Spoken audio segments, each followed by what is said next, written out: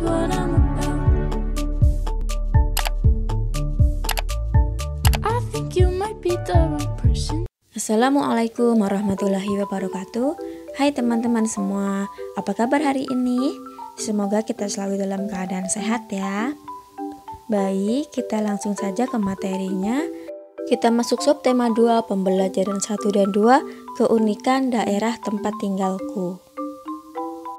Yang pertama, kita akan belajar tentang mengidentifikasi tokoh-tokoh dalam cerita rakyat. Kita akan bercerita tentang Malin Kundang. Malin Kundang adalah seorang pemuda yang gagah. Ia hanya tinggal berdua dengan ibunya. Mereka berdua amat miskin. Suatu ketika, ia tertarik untuk pergi merantau ke daerah lain. Ia berkeinginan untuk ikut dengan seorang pemilik kapal besar. Keinginannya yang amat kuat untuk mengubah nasibnya tak dapat dihalang-halangi lagi. Ibunya sendiri merasa amat sedih ditinggalkan oleh Malin Kundang. Akan tetapi, Malin berjanji suatu hari akan pulang dan menjemput ibunya. Di sana, Malin Kundang bertemu dengan seorang wanita yang sangat cantik, dan wanita itu bersedia menjadi istrinya. Lalu mereka berdua pun menikah. Setiap hari, sang ibu melihat ke pantai dan berharap kelak putranya pulang kembali ke rumah. Hari berganti. Suatu hari, ketika ia mendengar kabar bahwa ada sebuah kapal besar yang datang berlabuh, terseok-seok ibu Malin Kundang menghampiri kerumunan orang-orang yang sedang mengagumi keindahan kapal tersebut. Tak lama kemudian, muncullah sosok lelaki gagah dan tampan disertai istrinya yang cantik jelita. Semua orang terpesona, termasuk ibu Malin Kundang yang segera mengenali bahwa lelaki itu adalah Malin Kundang, putranya yang lama tak pulang. Dengan penuh kegembiraan, ibu Malin Kundang berlari, menerobos dan berhasil memeluk putranya dengan erat, seraya terisak. Akan tetapi, Malin Kundang tidak mau mengakui dan menuduh ibunya telah berdusta.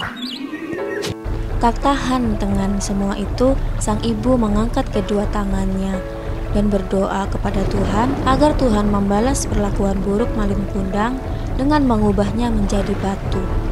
Doa sang ibu didengar oleh Tuhan yang Maha Kuasa. Kapal Malin Kundang terhantam badai, kapalnya terombang-ambing. Malin Kundang pun tersadar, segera bersujud memohon ampun. Namun apa hendak dikata, semua sudah terlambat. Malin Kundang pun berubah menjadi batu. Kapalnya pun hancur berkeping-keping. Dan yang kedua, kita akan belajar tentang hubungan gaya dengan gerak pada peristiwa di lingkungan sekitar. Di contoh seperti ini, kegiatan bongkar muat barang di pelabuhan. Seperti ini gambarnya ya. Kemudian gambar yang B, tampak seorang pekerja memindahkan barang dengan menggunakan forklift. Alat tersebut bekerja dengan memanfaatkan gaya. Gaya adalah suatu tarikan atau dorongan yang dapat memengaruhi keadaan suatu benda. Contohnya, gaya tarik. Gaya tarik contohnya lokomotif kereta menarik gerbong, sapi menarik pedati, orang yang mengambil air dengan timba, dan lain-lain. Kemudian gaya dorong. Gaya dorong contohnya orang yang mendorong mobil yang mogok dan orang yang mendorong meja, dan lain-lain. Pelajaran kedua. Di pembelajaran 2 ini kita akan belajar tentang menjelaskan tokoh-tokoh dalam cerita rakyat. Cerita ini berjudul Batu Menangis. Mari simak. Pada zaman dahulu, di sebuah bukit yang jauh dari desa, tinggallah seorang ibu dan anak gadisnya yang sangat cantik. Namun sayang, gadis itu mempunyai perilaku yang amat buruk. Ia sangat malas dan selalu membiarkan ibunya bekerja seorang diri.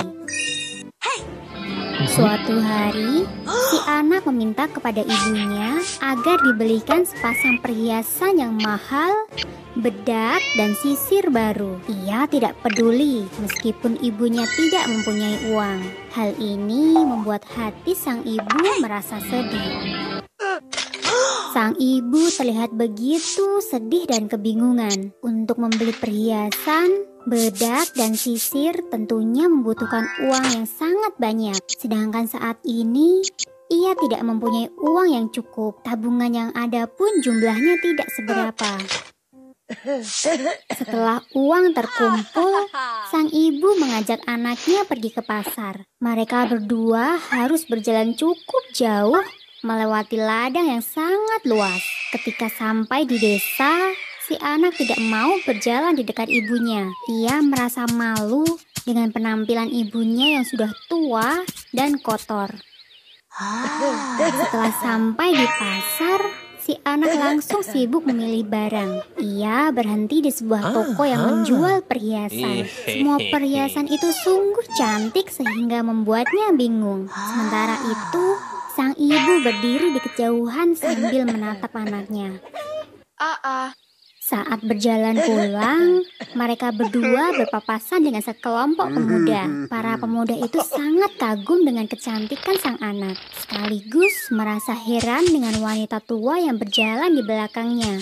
Seorang pemuda kemudian bertanya, "Apakah itu ibumu?" Karena malu, si anak pun menjawab, "Bukan, dia bukan siapa-siapa." Mendengar jawaban anaknya, sang ibu langsung berlutut dan menangis. Ia tidak sanggup lagi menghadapi perilaku anaknya. Kemudian sang ibu berdoa agar Tuhan menghukum anak gadisnya yang durhaka. Tuhan mengabulkan doa sang ibu. Di kejauhan, anaknya berdiri kaku seperti batu. Si anak terkejut memandang kakinya yang mulai berubah menjadi batu. Sedikit demi sedikit merambat naik ke tubuhnya. Ia lantas berteriak memanggil ibu, berusaha meminta maaf dan mengakui semua kesalahannya. Namun, semua itu sudah terlambat. Tubuhnya telah berubah menjadi batu. Sang ibu berdiri di samping patung anaknya. Sambil mengusap pipi anaknya, sang ibu berkata, "Aku memaafkanmu, Nak." Tapi semua sudah terlambat. Kemudian sang ibu pun pulang ke rumahnya. Nasihat dari cerita ini adalah, ibu adalah orang yang telah melahirkan dan membesarkan kita dengan penuh kasih sayang. Jadi hormati dan sayangi ibu. Kemudian kita akan belajar tentang mempraktikkan gerak tari kreasi daerah.